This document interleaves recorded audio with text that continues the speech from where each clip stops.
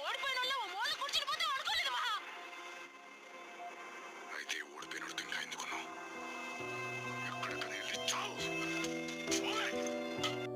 கனவே உனை வந்து சேர நான் இங்க வரம் ஒன்று கேட்டு என் மரணம் நெருங்கிடும் போதும் உன் நினைவில் வாழ்ந்திடுவேனே.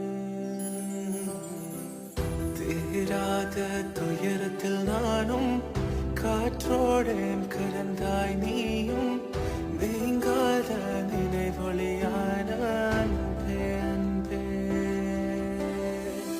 மறு ஜென்மம் இருந்தால்